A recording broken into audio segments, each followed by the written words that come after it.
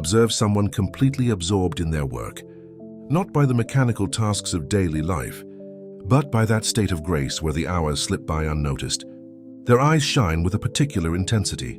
The way they surrender to the creative process exudes an almost erotic energy, a passion that consumes her entirely. She creates something that transcends her own existence. Let's now consider the case of another person. This person lives in a ceaseless cycle of desire and gratification, constantly seeking the next sexual sensation, the next relationship, the next conquest. In their eyes is reflected a restlessness, a thirst never fully quenched. She consumes her vital energy in a fragmented way, dissipating it in fleeting moments that leave behind an ever-widening void. What distinguishes these two men is not the presence or absence of sexual desire. Both possess the same vital force pulsing in their veins. The fundamental difference lies in what Jung called the conscious sublimation of the libido, an alchemical process rarely understood and even more rarely mastered. Carl Jung writes in his work, Symbols of Transformation, libido is psychic energy in general, of which sexuality is only a particular manifestation. This energy can be directed towards various ends through sublimation. This distinction is crucial. Jung conceived of libido not simply as a Freudian sexual drive, but as the totality of vital energy available to the human psyche. Sexuality is but one manifestation of this energy, and therein lies the secret that distinguishes creators from mere consumers. The capacity to consciously transform this primal force into higher manifestations. The desexualized mind, in the Jungian sense of the term, is not a mind that represses or denies sexuality.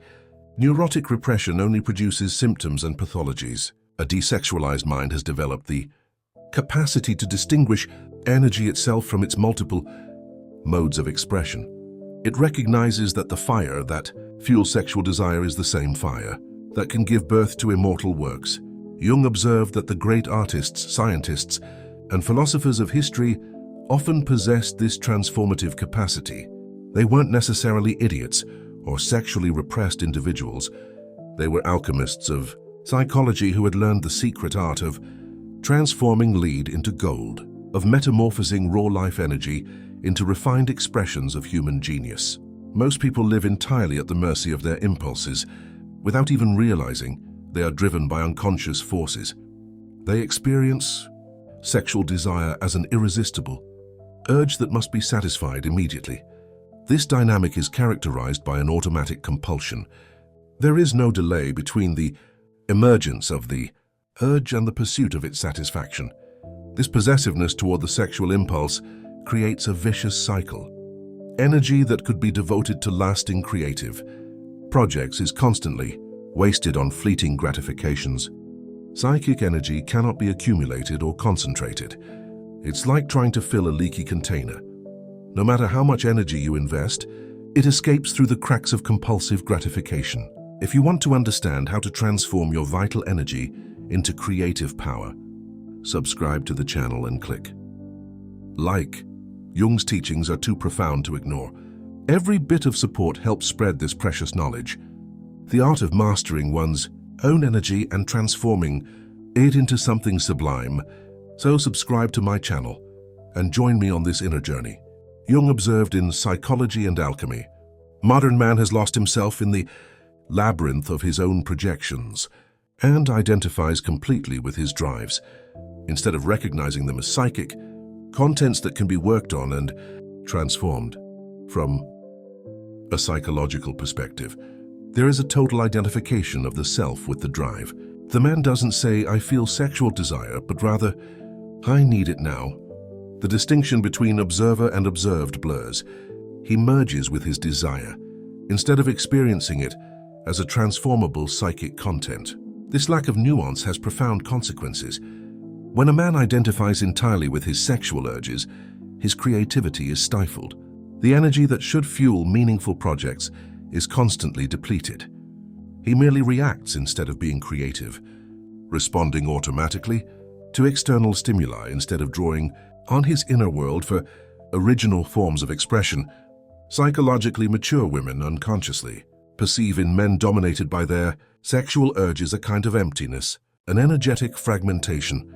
This man constantly seeks fulfillment outside himself to feel whole. His sexuality does not stem from inner fulfillment, but from emptiness and need. Jung wrote extensively on the projection of the anima, this image of the inner feminine that every man carries within him.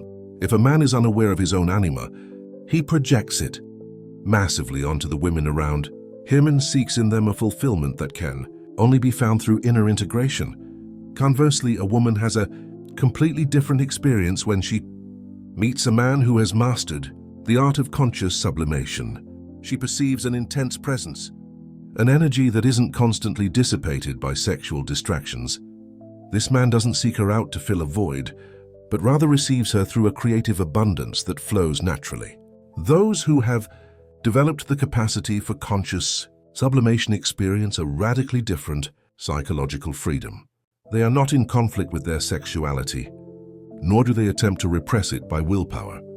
On the contrary, they have cultivated a conscious relationship with their vital energy and recognize that it can flow through different channels.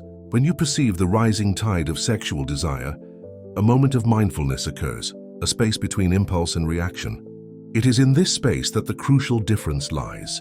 You can observe the energy, feel its intensity, and then consciously decide how to channel it.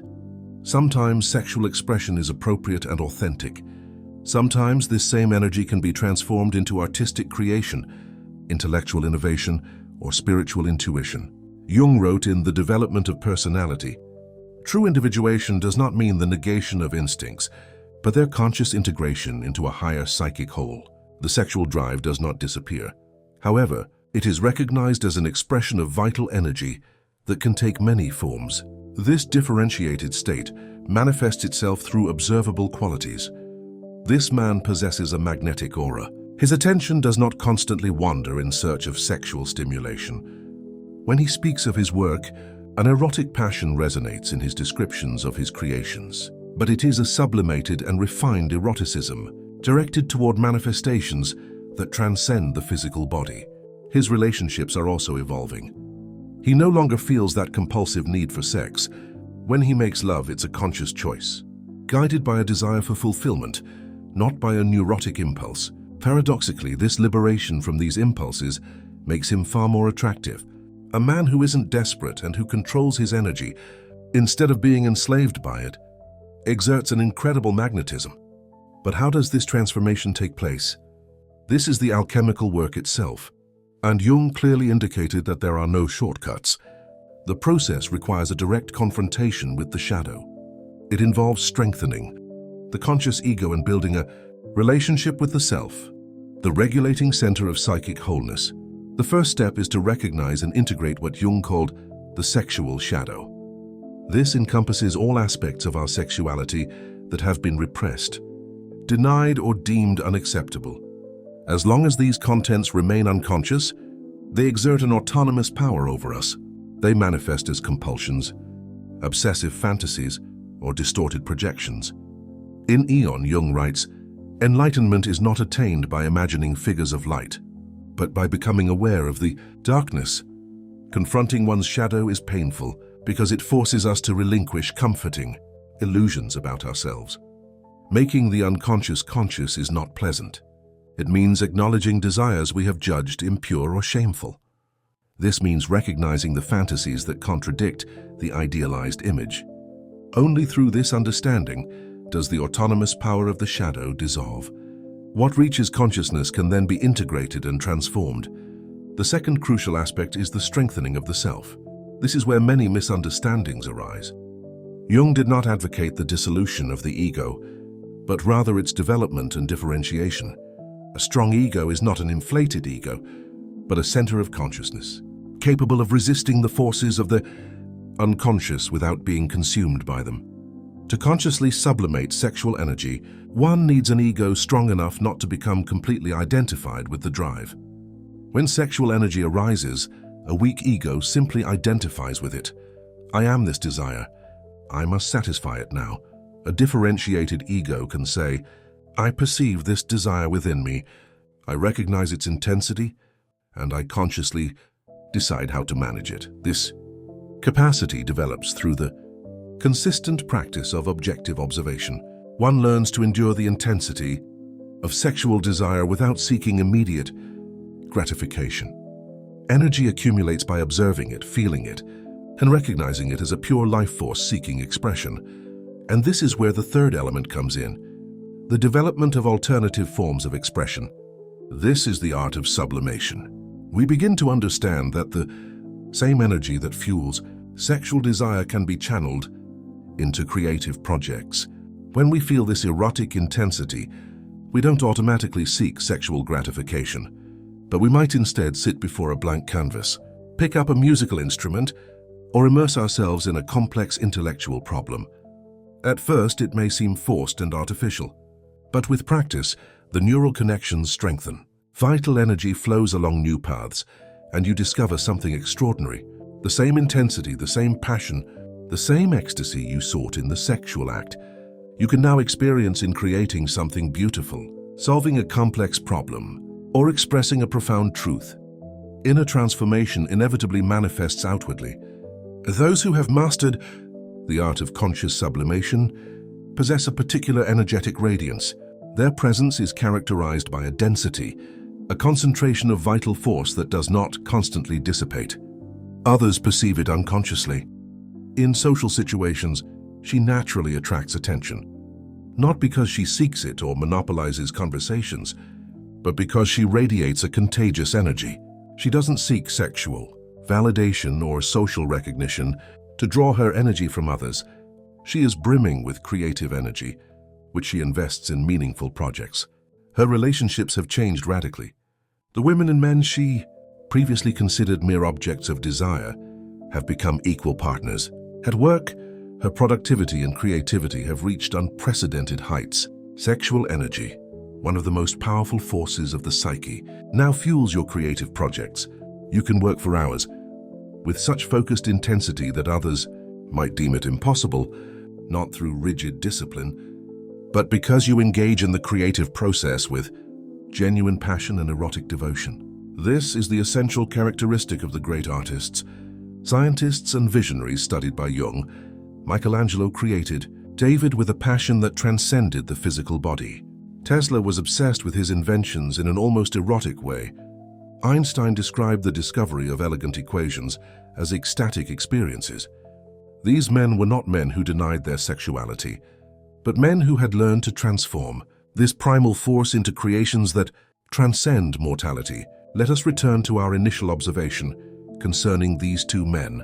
It is evident that they do not differ in the quantity of their vital energy, but rather in their consciousness and the way they channel it. The first remains trapped in a cycle of need and immediate gratification, for he has never developed the capacity for alchemical transformation. The second man discovers a seemingly inexhaustible source of motivation, having unlocked a secret known to the greatest creators throughout history. This secret is not complex, but its application is extremely difficult. It demands daily introspection, an ability to consciously endure the intensity of desire without trying to quell it. It takes courage to confront the darkest aspects of one's own sexuality, those one would rather deny. It takes patience to explore new avenues of creative expression when old. Compulsive behaviors demand immediate gratification, but the reward for this work far surpasses any fleeting sexual pleasure. One discovers within oneself a latent creative force, capable of producing works that will outlive us. You experience states of ecstasy that mere physical sex cannot offer. The ecstasy of intellectual discovery, of artistic creation, the realization of visions that previously existed only as latent possibilities in the unconscious. Ask yourself, where is your vital energy flowing right now? Is it dissipating into fragments of fleeting gratification, leaving you in a constant emptiness, searching for the next thrill? Or are you consciously cultivating the capacity to transform this energy into lasting creations? Are you ready for that? To endure the painful intensity of an unfulfilled desire, to let this energy accumulate and express it through higher creative means? What work could be born from you if all your energy, compulsively wasted, were concentrated on a single meaningful project? Carl Jung wrote this at the end of his life, reflecting on his individuation process and his creative output. In Memories, Dreams, and Reflections, The creation of something new doesn't arise from the intellect, but from a playful instinct, an inner need. The creative spirit plays with what it loves. This playful instinct, this inner need to create, is driven by the same vital force as sexual desire. The difference lies solely in the direction and refinement of this energy. Those who have mastered the art of conscious sublimation have not lost touch with their instincts.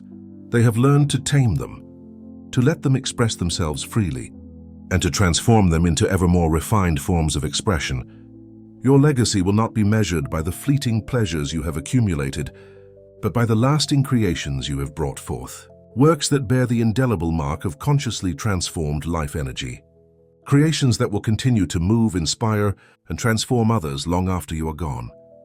If this message resonates with you, subscribe to the channel and click like. In this way, more conscious creators will find their path. In the comments, write like a mantra, "I transform desire into legacy." This phrase is an anchor, a reminder that true power lies not in the pursuit of instant gratification, but in creating something lasting. Keep commenting, sharing, and forging your own immortality through what you manifest in the world. See you in the next video.